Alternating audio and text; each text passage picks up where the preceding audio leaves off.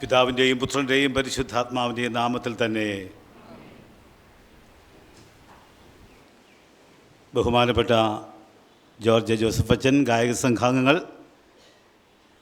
ദേവാലയത്തിൽ ഈ വിശുദ്ധ ശുശ്രൂഷയ്ക്ക് ഭാഗമാകുന്നവർ, അകത്ത് ബെഞ്ചുണ്ടായിരിക്കുകയും പുറത്ത് കസേര ഉണ്ടായിരുന്നിട്ടും ഭിത്തിയിലും ശവക്കല്ലറുകളുമായിരിക്കുന്ന പ്രിയപ്പെട്ടവർ, എല്ലാവർക്കും ദൈവനാമത്തിൽ എൻ്റെ സ്നേഹവന്ദനം. നിങ്ങളായിരിക്കുന്നത് ദൈവം നിങ്ങളെ സന്ദർശിക്കട്ടെ എന്ന് പ്രാർത്ഥിക്കുന്നു. ഇന്ന് സഭ ചിന്തയ്ക്കായി നൽകിയിരിക്കുന്ന വിഷയം വിശുദ്ധ യൂക്കറിസ്റ്റിനെ കുറിച്ചാണ്. നമ്മൾ ഗൗരവമായി നമ്മുടെ പഞ്ചാംഗം പഠിച്ചാൽ വേദപുസ്തകത്തിൽ നമ്മുടെ അച്ഛന്മാരുടെ കഴുത്തിൽ പച്ച സ്റ്റോള് ഇട്ട് കഴിഞ്ഞാൽ പിന്നെ ആത്മീയ വളർച്ചയുടെ സന്ദേശങ്ങളാണ് എല്ലാ വർഷവും നമ്മൾ പഞ്ചാംഗം അനുസരിച്ച് ലഭിക്കുന്നത്. കഴിഞ്ഞ ആഴ്ചയിലും ഇന്നുമായി 2 സക്രമന്തുകൾ അതിൻ്റെ ആവർത്തിച്ചുള്ള ഓർമ്മപ്പെടുത്തലാണ്. ഇന്ന് നാം വായിച്ച എല്ലാ വേദഭാഗങ്ങളും അതുമായി വളരെ ചേർന്ന് നിൽക്കുന്നതുമാണല്ലോ. സക്രമന്ത് എന്ത് എന്ന് നമുക്കറിയാം. ഞാൻ 2 ആഴ്ച മുമ്പ് ഈ സക്രമന്തിൻ്റെ സ്വീകാര്യത്തെക്കുറിച്ച് സൂചിപ്പിച്ചു. അന്ന് ഓർപ്പിച്ചൊരു കാര്യം വീണ്ടും ഓർപ്പിക്കട്ടെ. ഇന്നും ഞാനത് അനുഭവിച്ചത് കൊണ്ടാണ്, ഈ ആരാധനയിലെങ്കിലും അതനുഭവിക്കാതിരിക്കാൻ വേണ്ടിയാണ്. ഇന്നും ഭിക്ഷ യാചിക്കുന്നത് പോലെ കർത്താവിൻ്റെ ശരീരത്തെ സ്വീകരിക്കുന്നവരുണ്ട്. അപ്പോൾ സക്രമന്തിൻ്റെ സ്വീകാര്യം പോലും നമ്മൾ മറന്നുപോയി. നമ്മൾ പൈപ്പിൽ നിന്ന് വെള്ളം കുടിക്കുന്ന പോലെയും അത് കൈ കിട്ടിക്കഴിഞ്ഞാൽ ബംഗാളി തമ്പാക്ക് കയ്യിലിട്ട് അടിച്ച് കഴിക്കുന്നത് പോലെയും ഒക്കെ കഴിക്കുമ്പോൾ നമ്മുടെ സക്രമന്തിൻ്റെ ആചരണത്തിൽ അല്പം അവിശ്വസ്തത കാട്ടുന്നു എന്ന ഒരു ഓർമ്മപ്പെടുത്തൽ ഈ ദിവസം ഉണ്ടാകണം എന്നാണ് എൻ്റെ വിചാരം. നമുക്ക് 2 സക്രമന്താണ് എന്ന് നമുക്കറിയാം. നമ്മുടെ മറ്റ് സഭാവിശ്വാസങ്ങളിൽ 7 സക്രമന്തുകൾ വരെയൊക്കെ ഉണ്ട്. സേക്രമെൻ്റ് എന്ന ഇംഗ്ലീഷ് വാക്കിൻ്റെ അല്ലെങ്കിൽ സക്രമെൻ്റ് എന്ന മലയാളം വാക്കിൻ്റെ അർത്ഥം പരിശോധിക്കുമ്പോൾ നമ്മുടെ പല അത്തരം കാര്യങ്ങളുമൊക്കെ സക്രമെൻ്റിൻ്റെ പരിധിയിലേക്ക് വന്നേക്കാം. സേക്രമെൻ്റ് എന്ന വാക്കിൻ്റെ അർത്ഥം anything which has N everlasting value. ഏതെങ്കിലും ഒന്നിന് അനിത്യമായൊരു മൂല്യമുണ്ടെങ്കിൽ അതാണ് സേക്രമെൻ്റ് എന്ന് പറയുക.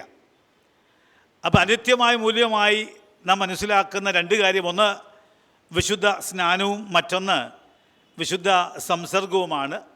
അതുകൊണ്ട് സഭ അതിനെ ആ ഗൗരവത്തോടു കൂടിയാണ് കാണുന്നതും വിവക്ഷിക്കുന്നതും. നിങ്ങൾ ഈ വാചകം കേട്ടുണ്ടാകും, വിശുദ്ധ സംസർഗമാണ് ക്രിസ്തീയ ജീവിതത്തിൻ്റെ ഉറവിടവും ഉച്ചകോടിയും. The Eucharist is a source and summit of the Christian life. ക്രൈസ്തവ ജീവിതത്തിൻ്റെ ആകത്തുക അതാണ്. കാരണം അവിടെയാണ് കുരിശിലെ സ്നേഹത്തിൻ്റെ ആത്യന്തിക സ്നേഹം നമ്മൾ കാണുന്നത്. അവിടെ നമ്മൾ ചിലതിനെ സ്വീകരിക്കുകയല്ല. നമ്മൾ സാധാരണ വിചാരിക്കുന്നത് വിശുദ്ധ സംസർഗം എന്ന് പറയപ്പെടുന്നത് എന്തോ ഒന്ന് വാങ്ങിക്കാൻ പോകുന്നുവെന്നാണ്. അതുകൊണ്ടാണ് ഈ ഒരു ചിന്ത മനസ്സിലിരിക്കണം. We do not receive something but we receive someone. ഈ ഇൻഡിപെൻഡൻറ്റ് ചർച്ച് മാത്രമല്ല, ഇവിടെയും മനസ്സിലൊക്കെ പറയാം. We are not to receive something but to receive someone. ചിലത് സ്വീകരിക്കാൻ വേണ്ടിയല്ല വന്നേക്കുന്നത്, ചിലവരെ സ്വീകരിക്കാൻ വേണ്ടി. ചിലവനെ, ആ വാക്ക് ശരിയല്ല, ഒരാളെ സ്വീകരിക്കാൻ വേണ്ടിയാണ്, ഒരാളുടെ ജീവിതത്തിൻ്റെ ഭാഗമാകാൻ വേണ്ടിയാണ് നമ്മൾ വന്നിരിക്കുന്നത്. അതുകൊണ്ട് ഇതിന് ഒരു ഫിസിക്കലായിട്ടുള്ള സിഗ്നിഫിക്കൻസിനേക്കാൾ ഒരു സ്പിരിച്വലായ സിഗ്നിഫിക്കൻസ് ആണുള്ളത്. ഒരാത്മീയമായ സാന്നിധ്യവും അല്ലെങ്കിൽ പ്രസക്തിയുമുണ്ട്, ഒരു ശാരീരിക പ്രസക്തിയേക്കാൾ. ഞാൻ പറയാൻ കാര്യം, ഞാൻ 26 വർഷമാകുന്നു അച്ഛനായിട്ട്. കുറേ ആൾക്കാരെ ഞാൻ കണ്ടിട്ടുണ്ട്. അപ്പോൾ ചില സമയത്ത് നമ്മൾ ഇങ്ങനെ വിശുദ്ധ അപ്പമൊക്കെ വാഴ്ത്തി കഴിയുമ്പോൾ ഒരു 3 പേരേ ഉള്ളെങ്കിൽ നമ്മൾ ആ 3 അപ്പം 6 പേര് വന്നാൽ ഒരു 3 അപ്പം ഉണ്ടെങ്കിൽ അത് 2ആയിട്ടങ്ങ് ഓടിക്കും. അപ്പോൾ ചില കുഞ്ഞച്ചന്മാർ വന്ന് ഒരു മുറിഞ്ഞ അപ്പം കിട്ടിയ ആദ്യം നോക്കുന്നത് ഇവന് കിട്ടിയ അപ്പത്തിലേക്കല്ല, മറ്റവൻ ഏതാ കിട്ടിയെന്നാണ്. അവന് ഫുള്ളാണോ കിട്ടിയത്? നിങ്ങൾ ചിരിക്കേണ്ട സത്യാവസ്ഥയാണ് പറയുന്നത്. ചിലർ വന്ന് കംപ്ലൈൻറ്റ് പറഞ്ഞിട്ടുണ്ട്, ഇപ്പം വന്ന അച്ഛൻ ഒരു ഗുണമില്ലാത്ത അച്ഛനാണ്, ഒരു ശകലേ കൊടുക്കത്തുള്ളൂ, സ്പൂണിനകത്ത് ഒരു ശകലേ കൊടുക്കും, എന്നിട്ട് അച്ഛനെല്ലാം കൂടെ അവസാനം കുടിക്കുന്നതും കാണാം എന്നൊക്കെ പറയുന്ന ആൾക്കാർ. അപ്പോൾ ഇത് ശാരീരികമായ ഒരു കാര്യമാണ് എന്ന ബോധ്യം വരുമ്പോഴാണ് ഇത്തരം കാര്യങ്ങളിലേക്കൊക്കെ ഉള്ളത്. കുഞ്ഞായിരിക്കുമ്പോൾ ഞാനും എത്തി നോക്കിയിട്ടുണ്ട്. എൻ്റെ ഫാദറും മദറും സഹോദരങ്ങളും ഒക്കെ കമ്മ്യൂണിന് പോകുമ്പോൾ എനിക്കെന്നാ ഇത് കിട്ടുന്നതെന്ന് ഇങ്ങനെ അൾത്താരിലേക്ക് എത്തി നോക്കിയിട്ടുണ്ട്. അത് അന്ന് ദൈവത്തോടുള്ള വിധേയത്തേക്കാൾ അവിടെ കിട്ടുന്ന വീഞ്ഞിൻ്റെ മധുരമാണ് ഒരു പക്ഷേ മനസ്സിൽ ഉള്ളത് എന്നുള്ളത്. അപ്പോൾ ഇതിന് ഒരു ശാരീരികമായ അവസ്ഥയേക്കാൾ ഒരാത്മീകമായ ബലം അതിലുണ്ട് എന്ന് പറയുക. അപ്പോൾ ഇതിൻ്റെ ഭാഗമാകുക എന്ന് പറഞ്ഞാൽ, സെയിൻറ്റ് അഗസ്റ്റിൻ പറഞ്ഞൊരു വാചകത്തെ ഞാൻ അങ്ങോട്ട് പറഞ്ഞാൽ ഈ അച്ഛന് വട്ടാന്നാരും പറയരുത്. സെയിൻറ്റ് അഗസ്റ്റിൻ വിഖ്യാതനായ സ്വാത്വികനാണ്. ഈ കമ്മ്യൂണിയൻ റിസീവ് ചെയ്യുന്ന അവസ്ഥയെക്കുറിച്ച് ഈ സെയിൻറ്റ് അഗസ്റ്റിൻ പറയുന്നത് അറിയാമോ? കമ്മ്യൂണിയൻ റിസീവ് ചെയ്യാൻ വരുമ്പോൾ U are what you eat. U are what you eat. നിങ്ങൾ കഴിക്കുന്നതാണ് അല്ലേ? നിങ്ങൾക്ക് കുതിരോട്ടപ്പൂവിനെ ഓർമ്മ വന്ന് കാണും. ഞാൻ ആരാണെന്ന് പറയാൻ കഴിയാമെങ്കിൽ ഞാൻ നിന്നോട് പറയാം താൻ ആരാണെന്ന് എന്ന് പറയുന്നത് പോലെ ഒന്നും മനസ്സിലാകുന്നില്ല. U are what you eat. നീ കഴിക്കുന്നത് നീയാണ്. അപ്പോൾ ഒരു സംയോജനം നടക്കുന്നുണ്ട്. നാം അൾത്താരയിലേക്ക് സ്വീകാര്യത്തിനായി വരുമ്പോൾ മറ്റെന്തിനോട് നമ്മൾ ലയിക്കുകയാണ്. യേശുവിൻ്റെ ക്രൂശാരോഹണത്തോടും അവൻ്റെ ജീവിതത്തോടും നമ്മൾ സമരസപ്പെടുകയാണ്, സമന്വയിക്കപ്പെടുകയാണ്. അത്തരം അവസ്ഥ ഉണ്ടാകുമ്പോൾ ചിലർ കരയും, ചിലർ നിർഘോഷവും നിർഗുണവുമായി വന്ന് വെറുതെ നിന്നിട്ട് പോകും. എന്തെല്ലാം ഐറ്റങ്ങളാണെന്നറിയാമോ? ഈ റിസീവ് ചെയ്യാൻ വരുമ്പോൾ നമുക്ക് കാണാം ഓരോന്നിൻ്റെ രീതികൾ. പകുതി എണ്ണം പോലും ആ ഒരു ആത്മാർത്ഥയോടെ വന്ന് എടുക്കാറില്ല. ചില ആൾക്കാർ വന്ന് ആൾക്കാരെ കരഞ്ഞിട്ട് പോകുമ്പോൾ തിരിച്ചു പോകുമ്പം അവർ കരയുന്നത് കാണുമ്പോൾ ചോദിക്കും, ആ പെങ്കൊച്ചിന് എന്തോ പ്രശ്നമുണ്ട്. പക്ഷെ ആ പെങ്കൊച്ച് കർത്താവിൻ്റെ ജീവിതത്തിൻ്റെ ഭാഗമായി ഇമ്മേഴ്സ്ഡായിട്ട് അവൾ ഹൃദയത്തിൽ അവനെ സ്വീകരിച്ചിട്ട്, അല്ലെങ്കിൽ അവൻ വളരെ ഗൗരവത്തോടെ തന്നെ കാണുമ്പോൾ ഹൃദയത്തിൽ നിന്ന് വരുന്ന ഒരു വലിയ വിലാപമുണ്ട്. ആ വിലാപത്തെ ഇത് വെറും അപ്പവും വീഞ്ഞുമായി കാണുന്ന ആൾക്ക് മനസ്സിലാവുകയില്ല. അവർ വരുന്നത് ഒരു പക്ഷേ അന്നത്തെ ജുബ എന്ന് കാണിക്കാനും പുതിയ വാച്ച് എന്ന് കാണിക്കാനും ചിലപ്പോൾ നല്ലൊരു സാരി എക്സിബിറ്റ് ചെയ്യാനൊക്കെ ആയിരിക്കാം. ഒരുപക്ഷെ അവർക്കിത് മനസ്സിലാകില്ല. അപ്പോൾ ഇതിന് ചിലപ്പോൾ വൈകാരികമായ ഒരു കാര്യമുണ്ടെങ്കിൽ തന്നെയും ആത്മീയമായൊരു സത്യം ഇതിലുണ്ടെന്ന് ഓർക്കണം. അതുകൊണ്ട് ഓർക്കണം, ഇതൊരു വളരെ ഡീപ്പായിട്ടുള്ള സ്പിരിച്വൽ ട്രാൻസ്ഫർമേഷൻ്റെ തുടക്കമാണ്. നമ്മളൊരാഴ്ചക്കാലം ലോകത്തിൽ പലതും ജീവിച്ചിട്ട് ഇങ്ങോട്ട് കയറി വന്ന് നമ്മൾ വിശുദ്ധ കുർബാനയുടെ ഭാഗമാകുമ്പോൾ, വിശുദ്ധ സംസർഗ ഭാഗമാകുമ്പോൾ നമ്മിലേക്ക് വളരെ ഡീപ്പായിട്ടുള്ള പ്രൊഫൗണ്ടായിട്ടുള്ള ഒരു ട്രാൻസ്ഫർമേഷൻ നടക്കണം. എന്താ ട്രാൻസ്ഫർമേഷൻ? അതാണ് അഗസ്റ്റിൻ പറഞ്ഞത്, you are what you are, അല്ല you are what you eat. നീ കഴിക്കുന്ന നീ ആകുകയാണ്. ഇതൊന്നും മനസ്സിലായാലെന്ന് എനിക്കറിയാം. ആ ഭക്ഷണത്തോടല്ല, ആ ജീവിതത്തോട് നമ്മൾ സമരസപ്പെടുകയാണ്. നമുക്കറിയാം, സേക്രമെൻ്റ് എന്ന് പറയുന്നത് തന്നെ, അല്ലെങ്കിൽ ഈ യൂക്കറിസ്റ്റ് സേക്രമെൻ്റ് തന്നെ ഒരു സ്നേഹത്തിൻ്റെ കൂട്ടായ്മയാണ്. സ്നേഹത്തിൻ്റെ കൂട്ടായ്മയാണ്. നമ്മളതിൻ്റെ ആദ്യ ഭാഗത്ത് എന്താ കാണുന്നത്? നിങ്ങൾക്കറിയാം, കിസോപ്പീസ് തരിക അല്ലേ, കയ്യസൂരി എന്ന് പറയും. നമ്മളെന്താ ചെയ്യുന്നത്? അൾത്താരയിൽ നിന്നും ഈ കയ്യസൂരി വാങ്ങിച്ചിട്ട് നമ്മൾ കൊണ്ട്, അപ്പോൾ ഞാനൊരു കാര്യം, കയ്യസൂരി വാങ്ങിക്കുന്ന ആൾക്കാരൊന്നും ഓർമ്മിപ്പിക്കട്ടെ, ശാരീരികമായി പ്രയാസം ഉണ്ടെങ്കിൽ അതിനെ മുന്നോട്ട് വരരുത്. കാരണം ഞാൻ പലരും ചെയ്യുന്ന കണ്ടിട്ടുണ്ട്. സ്വീകരിച്ചിട്ട് വന്ന് ഈ ഭിത്തിയിലൊക്കെ ഒന്ന് പിടിച്ച് ഒന്ന് പതുക്കലെ ഇറങ്ങിക്കഴിഞ്ഞാൽ ഈ കൈയൊക്കെ ഒന്ന് വിടർത്തിയതിന് ശേഷം അങ്ങനെ പോകുന്ന ആൾക്കാരുണ്ട്. ചില ആൾക്കാർ സദ്ദാം ഹുസൈൻ ബോംബ് വിടുന്ന പോലെയാണ് കയ്യൂസിരി കൊടുക്കുന്നത്. എങ്ങനെ കയ്യൂസിരി കൊടുക്കണ്ടേ? എൻ്റെ കൈയും അവൻ്റെ കൈയും, എൻ്റെ കൈയും അവൻ, ഇതാണ്. ചിലർ ബോംബ് കുത്തുന്നത് പോലെയാണ് ഇങ്ങനെ അങ്ങോട്ട് അങ്ങനെ. അല്ല, അതൊക്കെ ഓരോ മാനസിക നിലവാരത്തിൻ്റെ ഭാഗമായി ചെയ്യുന്നതാണ്. അപ്പോൾ അതിൻ്റെ അകത്ത് സമരസപ്പെടുക എന്നർത്ഥം. എൻ്റെ സഹോദരനുമായി സമരസപ്പെടുകയാണ്. അങ്ങനെ സമരസപ്പെടാത്ത ഒരാൾക്ക് ഒരു പക്ഷേ ഈ വിശുദ്ധ സംസർഗം സ്വീകരിക്കുന്നതിലൊരു വിലക്കുണ്ട്. പക്ഷേ ആരും വിലക്കത്തില്ല. ആ വിലക്ക് വിലക്കിൻ്റെ അർത്ഥം എന്തെന്നും വിലക്കിൻ്റെ കോൺസിക്വൻസ് എന്തെന്നും നമ്മളിന്ന് വായിച്ചു കേട്ട കൊരിന്ത്യൻ ലേഖനത്തിനകത്തുണ്ട്. എന്തായിരിക്കും എൻ്റെ കോൺസിക്വൻസ് എന്ന് ഞാൻ ആ ഭാഗത്തേക്കൊന്നും പോകുന്നില്ല. അപ്പോൾ ഇത് സ്നേഹത്തിൻ്റെ ഒരു കൂട്ടായ്മയാണ്. യുക്രിസ്ത് എന്ന് പറയുമ്പോൾ ദൈവസ്നേഹത്തിൻ്റെയും മനുഷ്യ സ്നേഹത്തിൻ്റെയും ഒരു കൂട്ടായ്മയുടെ സന്ദർഭം. അതുകൊണ്ടാണ് തോമസ് അക്വിനാസ് എന്ന് പറയപ്പെടുന്ന സ്വാത്വികൻ പറഞ്ഞിട്ടുണ്ട്, the Eucharist is the sacrament of love, it signifies love and produces love. ഇത് സ്നേഹത്തെ സൂചിപ്പിക്കുന്നു, സ്നേഹമുളവാക്കുന്നു. അപ്പോൾ നമ്മളോട് വരുമ്പോൾ ഇങ്ങനെ കടുപ്പിച്ച മുഖവുമായി ഇല്ലേ, വളരെ ബുദ്ധിമുട്ടിയൊന്നും ഇരിക്കരുത്. സന്തോഷമായിട്ട് ആലയത്തിൽ വരുമ്പോൾ ഇരിക്കണം, ദൈവത്തോട് സംസാരിക്കണം. ഞാൻ ഇംഗ്ലീഷ് സർവീസിൽ വന്നാലും മലയാള സർവീസ് വന്നാലും ദൈവത്തോട് ഇത്രയും ഉച്ചത്തിൽ സംസാരിക്കുന്ന ആൾക്കാരെ ഞാൻ ലോകത്ത് കണ്ടിട്ടില്ല. ദൈവത്തോട് ഉച്ചത്തിലാണ് സംസാരിക്കുന്നത്, ഭയങ്കര ഉച്ചത്തിൽ ദൈവത്തോട് സംസാരിക്കുന്നത് ഞാൻ ഇവിടെ ഇന്നും കണ്ടു. ഞാൻ വന്ന് പറയത്തൊന്നുമില്ല, വായടക്കി ഇരിക്കാൻ പറയത്തില്ല. പക്ഷേ ഇത് ദൈവത്തോട് സംസാരിക്കേണ്ട സമയമാണ്. സ്നേഹം ദൈവവുമായുള്ള ബന്ധത്തിൽ പുതുക്കേണ്ട സമയമാണ്. ഇറങ്ങിക്കഴിയുമ്പോഴാണ് ഇവിടെ ലഭിച്ച സ്നേഹമൊക്കെ നമ്മൾ പകരേണ്ടത് എന്നൊരു ഓർമ്മപ്പെടുത്തി ഇടയ്ക്ക് ഞാൻ പറഞ്ഞോട്ടെ. അപ്പോൾ ഇവിടെ നമ്മൾ സ്നേഹത്തിൻ്റെ ഒരു വലിയ കൂട്ടായ്മയിലേക്ക് വരികയാണ്. ആ കൂട്ടായ്മ ആർക്കുള്ളതെന്നറിയാമോ? ബലഹീനനുള്ളതാണ്. അത് തികഞ്ഞവർക്കുള്ളതല്ല. തികഞ്ഞവർക്കുള്ളതല്ല വിശുദ്ധ മേശ. തികഞ്ഞില്ല എന്ന് ബോധ്യമുള്ളവർക്കാണ് വിശുദ്ധ മേശ. അപ്പം നമ്മൾ ആർക്കെങ്കിലും ഞാൻ തികഞ്ഞു, I am the perfect one in the world എന്ന ചിന്തയുണ്ടെങ്കിൽ ദയവുണ്ടായി നിങ്ങൾ ഇവിടേക്ക് വരും. കാരണം നിങ്ങൾ ഇവിടുന്ന് ഈ ലോകത്ത് പോകേണ്ട ആളായി കഴിഞ്ഞു. മനസ്സിലല്ലേ? ആരെങ്കിലും തികഞ്ഞയാളാണ് എന്നൊരു ബോധ്യത്തോടുകൂടി വിശുദ്ധ സംസർഗ ഭാഗമാകാൻ ആഗ്രഹിക്കുന്നെങ്കിൽ നമുക്ക് പിന്നെ ഇവിടെ അല്ല ഇരിപ്പിടം. നമുക്ക് ഇരിപ്പിടം എവിടെ ഇരിപ്പിടം? എൻ്റെ വലത്തു ഭാഗത്തും എൻ്റെ ഇടത്തു ഭാഗത്തും ഒക്കെ ഇരിപ്പിടം.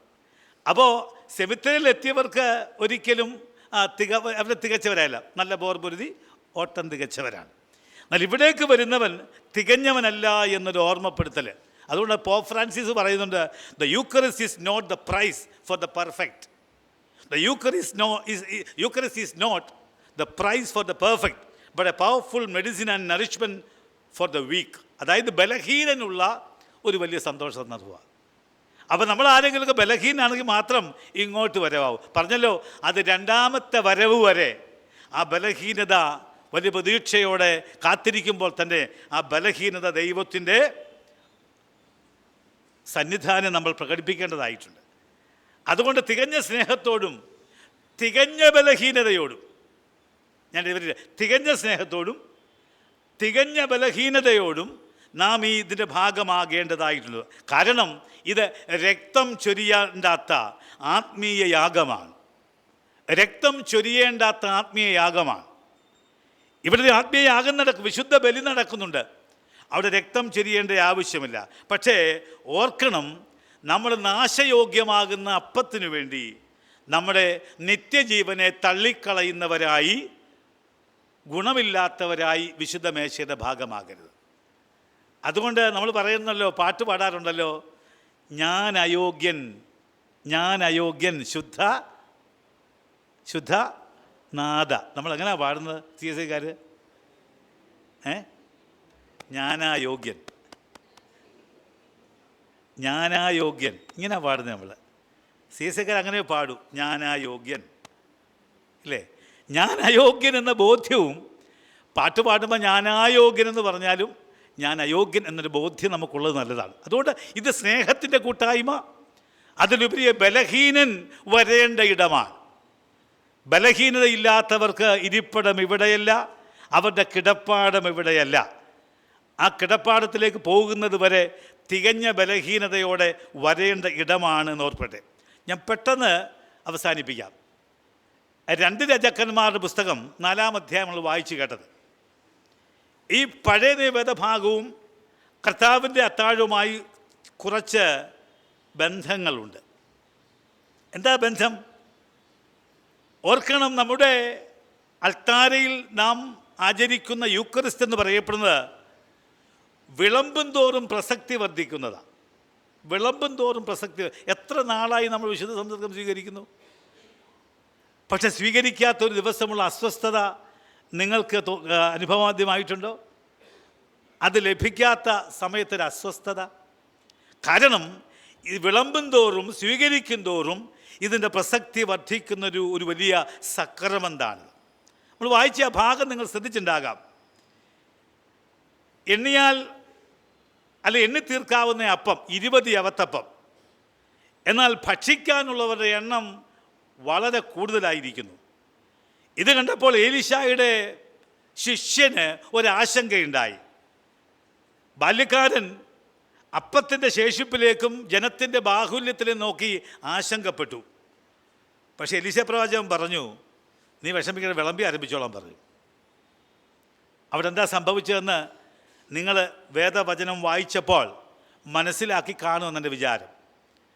20 യവത്തപ്പത്തെ നൂറുകണക്കിന് ജനത്തിൻ്റെ ആത്മസംതൃപ്തിക്കായി വിഭജിച്ചതുപോലെ, ആശങ്കകളെ അകറ്റിയതുപോലെ നമ്മുടെ ജീവിതത്തിലും ഇത് ഉണ്ട് എന്ന് ഓർക്കണം. മരുഭൂമിയിൽ മന്ന നൽകിയത്, 5 അപ്പം കൊണ്ട് 5000 പേരെ പോഷിപ്പിച്ചത്,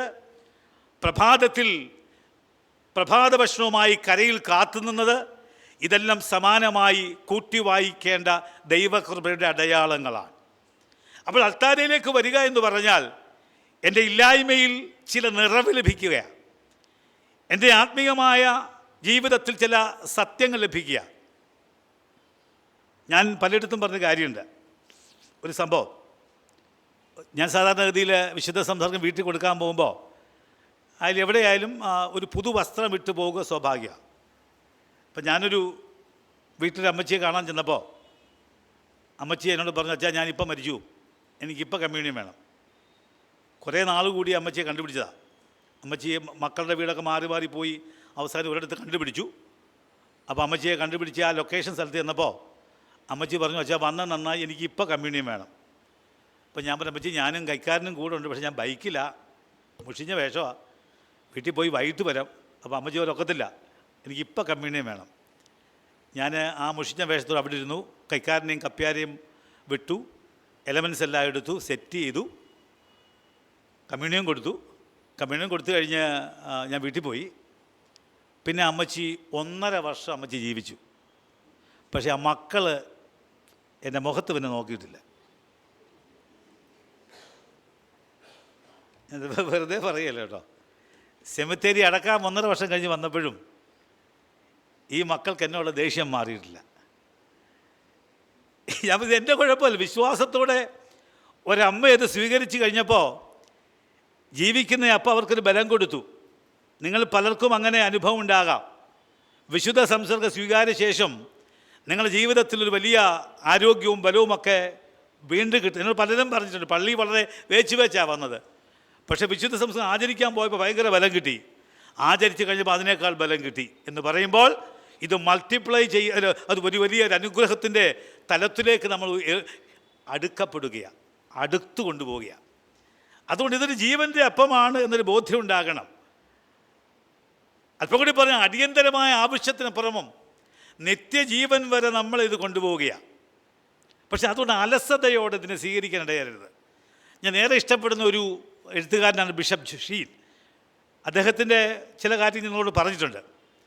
അദ്ദേഹം ഈ സക്കറുമായി ബന്ധപ്പെട്ട വിഷയത്തിൽ നിങ്ങളുമായി ബന്ധപ്പെട്ടല്ല എങ്കിലും അച്ഛന്മാരുമായി ബന്ധപ്പെട്ടൊരു കാര്യം പറഞ്ഞിട്ടുണ്ട്. അദ്ദേഹത്തിൻ്റെ പുസ്തകത്തിൻ്റെ പേര് the priest is not his own, പുരോഹിതൻ അവന് സ്വന്തമല്ല എന്നുള്ളതാണ്.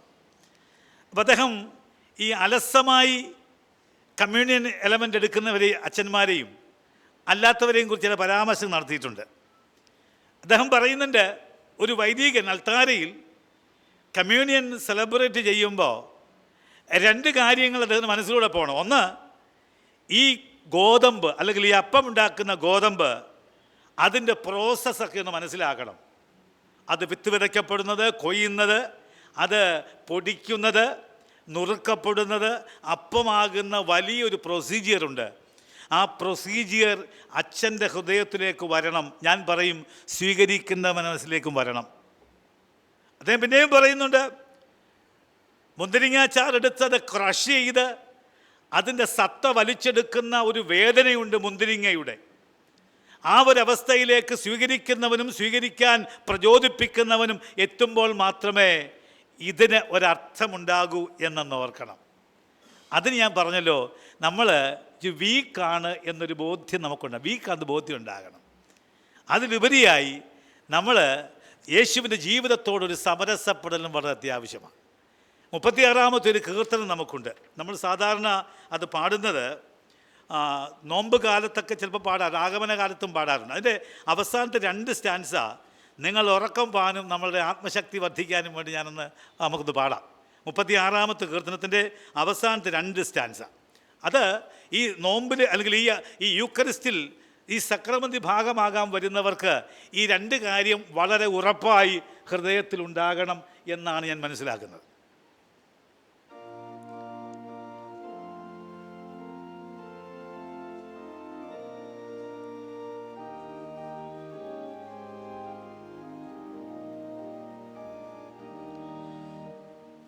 അകൃത്യം കഴുകിടാനോ ആത്മരക്ഷ നേടുവാനോ ഇല്ലായെങ്കിൽ ലജ്ജിച്ചിടാം. യേശു എന്നെ ജീവിച്ചിടാം.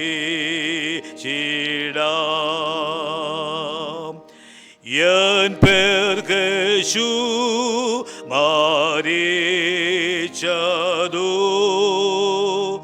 എന്നുമൻ പ്രശംസയതു.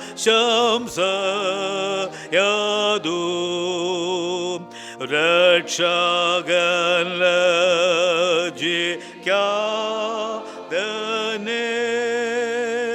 ചേർത്തുകൊള്ളൂ.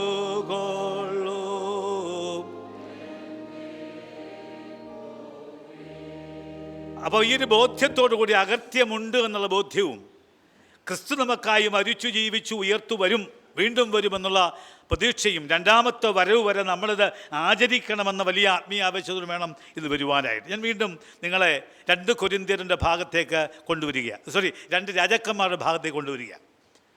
അവിടെ ഞാൻ പറഞ്ഞല്ലോ 20 അബദ്ധപ്പത്തിൻ്റെ മൾട്ടിപ്ലിക്കേഷനെ കുറിച്ചാണ് പറയുക. 3 ചിന്തകൾ വളരെ പെട്ടെന്ന് പറയാം. ഒന്ന്, ഈ ഭാഗം പറയുന്നു Eucharist is a sacrament of abundance. ഇത് സമൃദ്ധിയുടെ കൂദാശയാണ്. ഒരു ശക്തമായ സത്യം അതിലുണ്ട്. ഞാൻ പറഞ്ഞല്ലോ, നേരിട്ട് രാജാക്കന്മാരുടെ പുസ്തകം ഈ ലാസ്റ്റ് സപ്പറിനെ കുറിച്ച് അല്ലെങ്കിൽ യൂക്കറിസ്റ്റിനെ കുറിച്ച് പറയുന്നില്ല എങ്കിലും ഈ വായനയിൽ നമ്മെ അതുമായി ബന്ധിപ്പിക്കുന്ന പല സത്യസംഗതികളുമുണ്ട്. അപ്പോൾ കൂടി പറയും, വിശ്വാസത്തോടെ നൽകിയിരിക്കുന്നത് സ്വീകരിക്കുമ്പോൾ മനുഷ്യന് വിചാരിക്കുന്ന അപ്പുറമായി ചില വർധനവ് മനുഷ്യനിലുണ്ടാകും വിശ്വാസത്തോടെ വരുമ്പോൾ. അല്പം കൂടി പറഞ്ഞാൽ, there is a divine working in every Eucharistic opportunity. എല്ലാ വിശുദ്ധ സംസർഗത്തിനും ചില മാറ്റങ്ങൾ, ഒരു ഒരു ദൈവിക ശക്തി പ്രവർത്തിക്കുന്നുണ്ട്. അതുകൊണ്ടാണ് ആരോ പറഞ്ഞത്, നമ്മുടെ കർത്താവിൻ്റെ മേശ മാലാഖമാർ സേവിക്കുന്ന മേശയാണ്. അത് ആകാശത്തിൻ്റെയും ഭൂമിയുടെയും രാജാവ് ആതിഥേയനായിരിക്കുന്ന മേശയാണ്. അത് പറഞ്ഞ മറ്റാരുമല്ല, സെയിൻറ്റ് ജോൺ ക്രിസോസ്റ്റം എന്ന് പറയപ്പെടുന്ന സ്വാത്വികനാണ്. നിങ്ങൾക്ക് സംശയം ഉണ്ടാകും, അതിനകത്ത് മാലാഖയാണോ പിശാചാണോ നിൽക്കുന്നതെന്ന്. സംശയം ഉണ്ടോ? ഇല്ലല്ലോ. ഇത് ആകാശത്തിൻ്റെയും ഭൂമിയുടെയും രാജാവ് ആതിഥേയനായിരിക്കുന്ന മേശയാണ്. അതുകൊണ്ട് അപ്പവും വീഞ്ഞും മാത്രമല്ല, ലോകത്തിൻ്റെ ജീവനായി നൽകിയിട്ടുള്ള ശരീരവും രക്തവുമാണ് നാം സ്വീകരിക്കുന്നത് എന്നൊരു ബോധ്യം നമുക്കുണ്ടാകണം. അതുകൊണ്ട് 20 യവത്തപ്പത്തിൻ്റെ മൾട്ടിപ്ലിക്കേഷൻ പോലെ സമൃദ്ധിയുടെ ഒരു സന്തോഷം നമുക്കവിടെ ഉണ്ട് എന്ന് ഓർമ്മയുണ്ടാകണം. എലീശായുടെ ബോധ്യത്തിലും ബാല്യക്കാരനെ അത്ഭുതപ്പെടുത്തിയ സംഭവം പോലെ നമ്മുടെ അൾത്താരയിലും നടക്കുന്നുണ്ട് എന്നോർക്കുക. ഒരു അബണ്ടൻസിൻ്റെ, സമൃദ്ധിയുടെ സന്ദേശം അവിടെ നമുക്ക് സ്വീകരിക്കാനായിട്ടുണ്ട്. അതുകൊണ്ട് യൂക്കറിസ്റ്റ് എന്ന് പറയപ്പെടുന്നത് ഒരു സമൃദ്ധിയുടെ കൂദാശയാണ് എന്നൊരു ഓർമ്മപ്പെടുത്തൽ ഈ പഴയ നിയമം നമുക്ക് നൽകുക. 2ാമത്തെ ചിന്ത, യൂക്കറിസ്റ്റ് എന്ന് പറയപ്പെടുന്നത് it represent divine multiplication of God's grace. ദൈവിക കൃപയുടെ എന്താ പറയുക, ഒരു ദിവ്യമായ ഗുണനം എന്നൊക്കെ പറയാം. ഇത് പറഞ്ഞാൽ മനസ്സിലാകും, ദിവ്യ ഗുണനം ഇല്ലേ? 7 × 77 എന്നൊക്കെ പറയാറുണ്ടല്ലോ. എത്ര പ്രാവശ്യം ക്ഷമിക്കണമെന്ന് യേശുവിനോട് വന്ന് ചോദിക്കുമ്പോൾ പറഞ്ഞല്ലോ, 7 × 7 ഗുണം 77. കണക്കറിയാമോ? കൃത്യമായിട്ട് പറയാമോ? എനിക്കറിയത്തില്ല. അത്രയും ബോധവും ബോധ്യം ഇല്ലാത്തതുകൊണ്ടാണ് അച്ഛനാകാൻ വന്നതെന്ന് വിചാരിക്കരുത്. 7 × 77. അപ്പോൾ ഡിവൈൻ മൾട്ടിപ്ലിക്കേഷൻ, ഒരു വിശുദ്ധ ഗുണനമുണ്ട്. എന്താണ്? ഒരു മനുഷ്യൻ വിനയപുരസ്സരം ഈ യവത്തപ്പം കൊണ്ടുവരിക, അവിടെ പ്രത്യേകത. ഒരു മനുഷ്യൻ വിനയപുരസ്സരം 20 യവത്തപ്പം കൊണ്ടുവരുമ്പോൾ അത് ആവശ്യത്തിനപ്പുറമായുള്ള ഒരു വലിയ സാധ്യത നൽകുക. അതുകൊണ്ടാണ് പറഞ്ഞത് ഇത് ഡിവൈൻ മൾട്ടിപ്ലിക്കേഷനാണ്. ഡിവൈൻ മൾട്ടിപ്ലിക്കേഷനാണ്. ഓരോ വിശുദ്ധ കൂദാശയിലും വിശുദ്ധ സക്രമത്തിലും ഈ ഡിവൈൻ മൾട്ടിപ്ലിക്കേഷൻ നടക്കുന്നുണ്ട്. കാരണം ഞാൻ സൂചിപ്പിച്ചതുപോലെ സെയിൻറ്റ് ജോൺ ക്രിസോസ്റ്റം പറയുന്നു അവിടെ മാലാഖമാരുടെ സേവിങ് നടക്കുന്നുണ്ട്. മാർട്ടിൻ ലൂതർ പറയുന്നുണ്ട് God is present simultaneously at 1000 tables.